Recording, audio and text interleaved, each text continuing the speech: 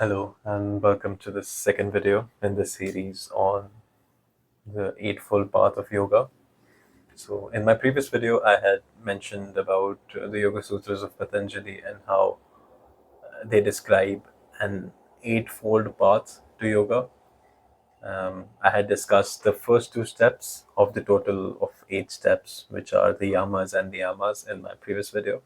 So, if you want any more detail on those, then you can check that out. In today's video, I will be looking at the next 3 steps, which are Asana, Pranayama, and Pratyahara. Before we move on to these, just looking back at some of the yamas and the yamas and why those are important, is that they lay the foundation for you so that you can practice the other 6 steps that are to come. So what the yamas and niyamas allow you to do is that they enable you to have a healthy mind. They get rid of a lot of unnecessary stuff or garbage out of your mind. So, and which ultimately frees you up and gives you more mental bandwidth so that you can contemplate higher realities, so that you can go deep into your meditation practice um, and find answers to any spiritual questions that you have, establish a deeper personal relationship with God, whatever it is that you want. Meditation practice is something that becomes more and more subtle with time, the deeper you go. So, and it becomes very important to have a healthy and a clear mind to be successful at it. And and again, in order to have that healthy and clear mind in the first place, the yamas and niyamas become very important because, like I said, they lay the foundation for you to be able to live healthily, to have a mind that is just free of unnecessary stuff. So, looking at some of the examples, the yamas require you to practice truthfulness, non-stealing, non-possessiveness, contentment. Contentment is one of the niyamas. Surrender to God, discipline, self-study, and so on. I probably named all of them. Non-violence uh, and purity. I think those were probably it.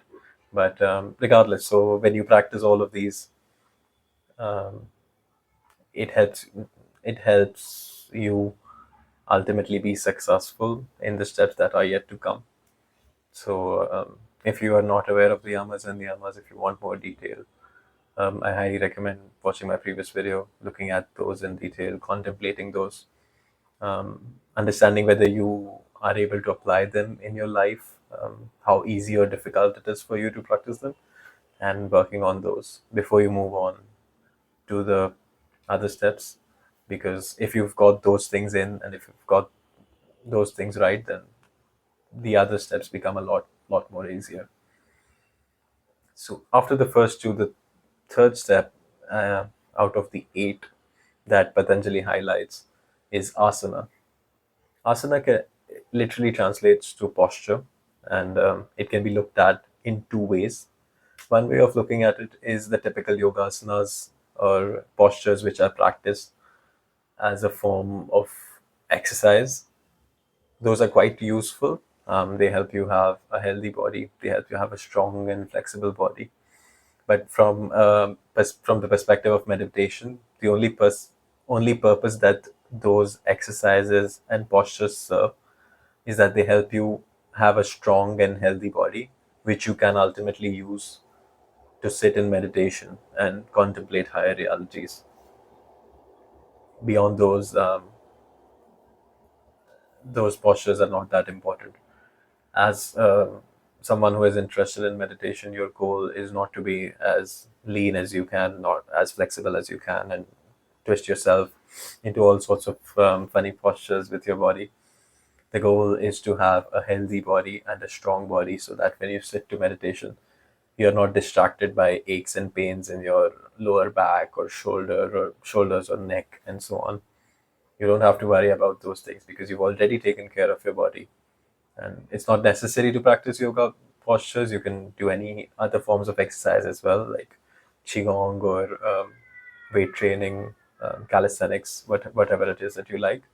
But the important thing is, like I said, to have a healthy and a strong body so that you can do what Patanjali describes asana in his Yoga Sutras, which is the second way of looking at it. When I said there are two ways to look at it, the second way is the way Patanjali describes it, which is the true way of looking at it from, again, a yogic meditation perspective. Patanjali uses two words, sthiram and sukham. Sthiram meaning steady, and sukham meaning pleasant or comfortable. So, what Patanjali says is that your meditation posture should be steady and it should be comfortable. So, wherever you are sitting, you need to make sure that you are sitting steady. It's not, the surface is not unstable, you're not constantly moving, you are still, you're sitting in one place, in one posture, single posture, and you are holding it, being as steady as you can, being as still as you can. But at the same time, you're also comfortable. So a lot of people think that, the lotus posture is compulsory to meditate. It is always necessary to sit cross-legged, but it's not. If you're uncomfortable in those, then you're just distracting yourself.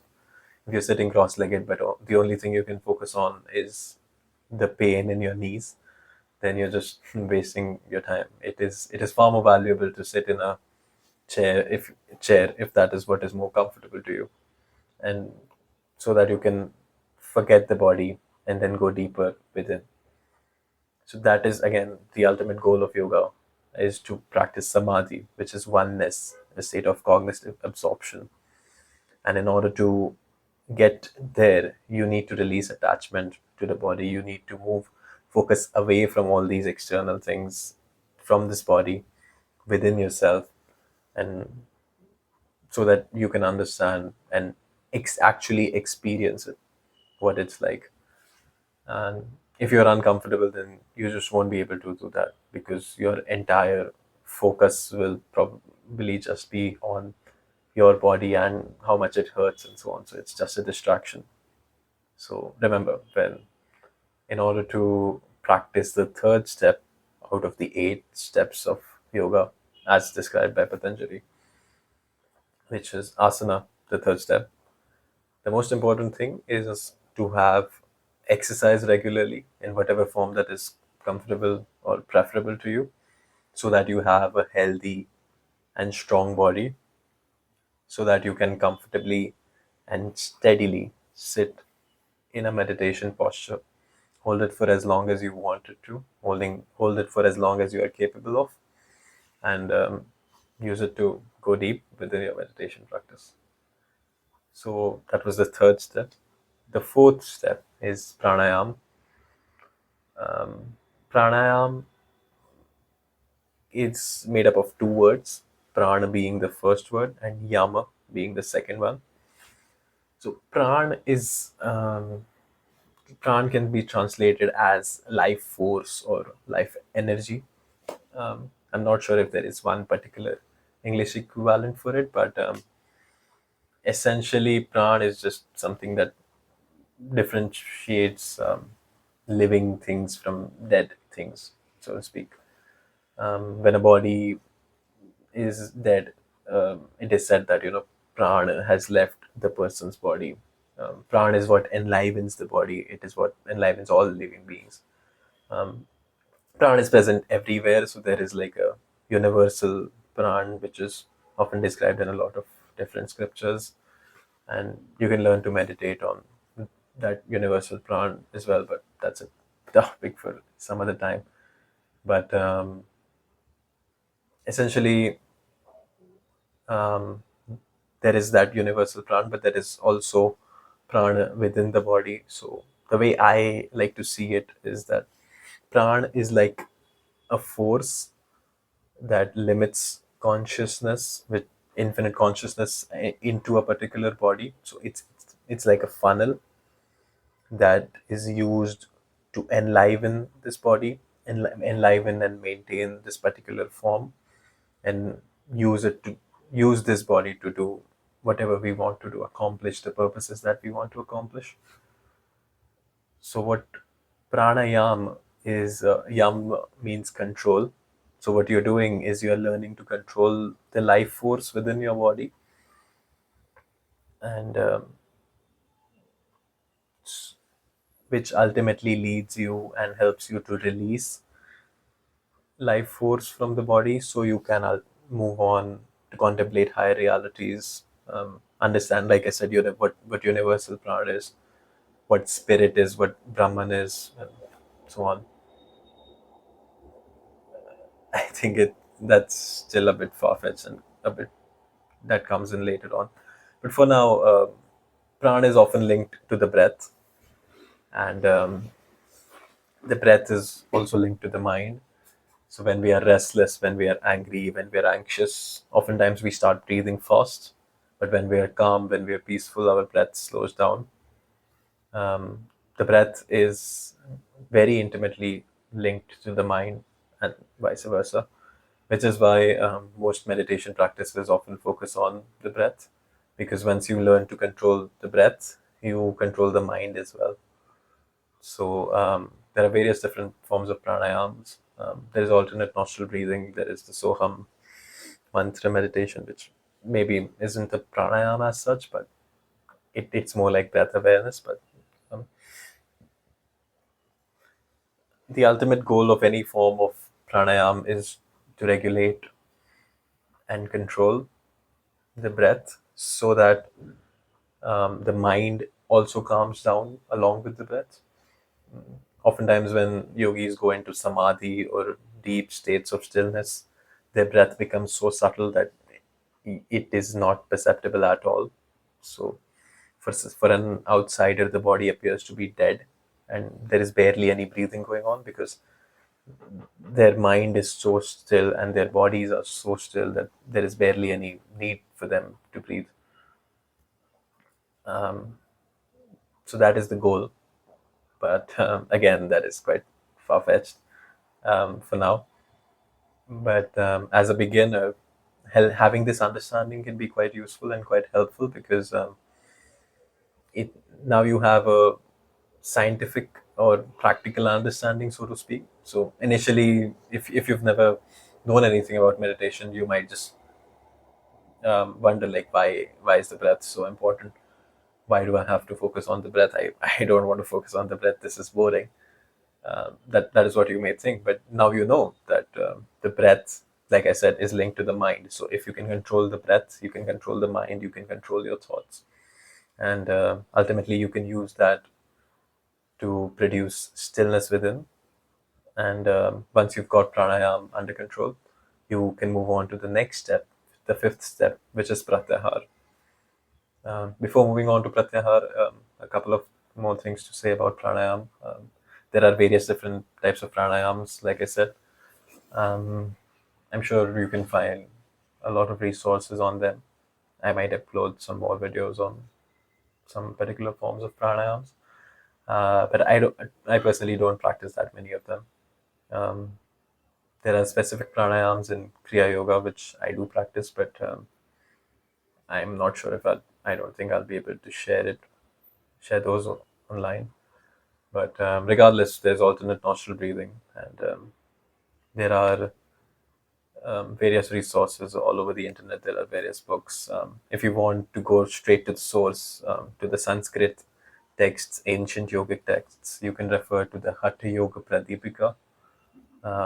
It contains the various yoga asanas, postures, pranayams, everything. Everything that is yoga is in there, because that is like the textbook on yoga. It's a fantastic book. Hatha Yoga Pradipika. Um, but yeah, so like I said, there are various different kinds of pranayams. They can be used to accomplish various purposes. You can learn to control your life force, to strengthen your digestion, to warm your body, to cool your body, to control your mind. I think I'm not sure, but you may have heard of the term box breathing. It is essentially a method in which you breathe in, you hold your breath, you breathe out, and you again hold your breath out for equal durations. So, for example, you'll breathe in for 4 seconds, hold it in for four, exhale for four, and then wait again for 4 seconds before you again breathe in for 4 more seconds, and so on. Oftentimes, I think athletes and ours, uh, I athletes, I think, practice these in high pressure situations before, just before they have to perform, because it helps them calm their mind down. It helps them get rid of nerves. So, as you see, box breathing is you're basically just controlling your breath and making sure that it's of equal intervals, and that is calming you down, that is helping your mind slow down, that is helping you relax, that is making you present and come move into the present moment. So I'd recommend that you try it out, box breathing or just alternate nostril breathing, simple breath awareness even. I usually just use these methods because they are simple and they are effective. They work, and they work very well. So what I'd recommend you to do is the next time you're trying to meditate, do practice pranayama, and do or anytime you feel maybe anxious or worried, practice these things out.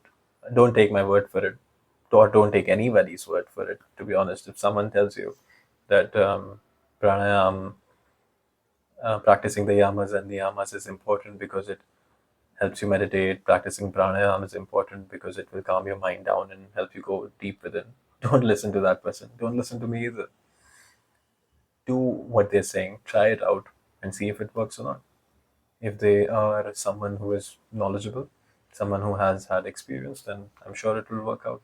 And if it doesn't, then, well, it probably doesn't. Regardless, there's not much you've lost by trying something new out anyway.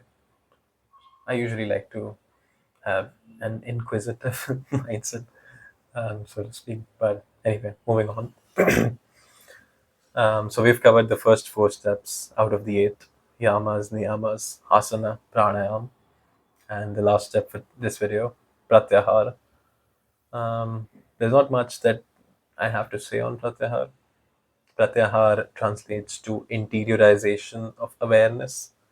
So what you're essentially doing with pratyahara is you are learning to move your attention from outside onto this body, onto this world, out through the senses. That is what we normally are. Like right now, I am speaking through this mouth. I am looking at the camera through my eyes. You are watching the video through your eyes, listening to it through your ears. So right now, our energy, our focus is directed outwards through the senses. And with Pratyahar, what we learn to do is we learn to turn all of this within. We learn to turn our attention and our focus within. And so to speak, we reverse the the senses and our life energy within our body. We move it within ourselves, within this mind, within the higher brain centers, and contemplate whatever it is that we want to contemplate, focus on what it is that we want to focus. Um, I don't think it's very easy to describe Pratyahar because, again, it is a bit subtle. Um, I think it is something that you would probably only understand with time and with practice, but I think that's the best that anyone can do to explain it. You're learning to turn your awareness within. I think it's just as simple as that. In terms of explanation, yes, that's it. There's not much else to do. Actually, practicing it out might be a bit tricky. And yes, to be honest, Pratyahar is a bit of an advanced state because, I mean, if there are 8 steps in total, and if you're already at the fifth stage, then we're starting to get a bit serious now. Um, but I would encourage you to contemplate it whenever you try to meditate the next time. One useful trick can be visualizing or imagining that your life force, your energy is moving back from your arms, from your legs, from all the different parts of your body. You can visualize your nerves, and through those nerves and various nadis, which is the yogic term for them. Through all of them, you are imagining life force moving back up and into the spine and into the brain. So, what my teacher often recommends is imagining the spine as a vacuum tube, which is just sucking all of the prana back towards itself. And so, from the various body parts, it goes into the spine, and from the spine, it ultimately goes up to the top of the head. And I've practiced it out. It is a very useful technique, but it will obviously require some time, practice, and patience. But why practice Pratyahara? I'm not sure if I have an answer for that. It's just something you do if you want to experience the sixth, seventh, and eighth steps of of um, the Eightfold Path of Yoga. So, if you want to attain samadhi, if you want to become proficient at meditation, you just have to learn to turn your attention within, because only then will you be able to really focus on whatever it is that you want to focus on. Only then will you truly be able to contemplate what you want to contemplate and gain actual meaningful insights and experiences. Yeah, so I think that's it from my side. I hope this was helpful. And if you have any questions, then do feel free to reach out to me in the comment section below. Thank you so much for joining, and I'll see you in the next one. Cheers.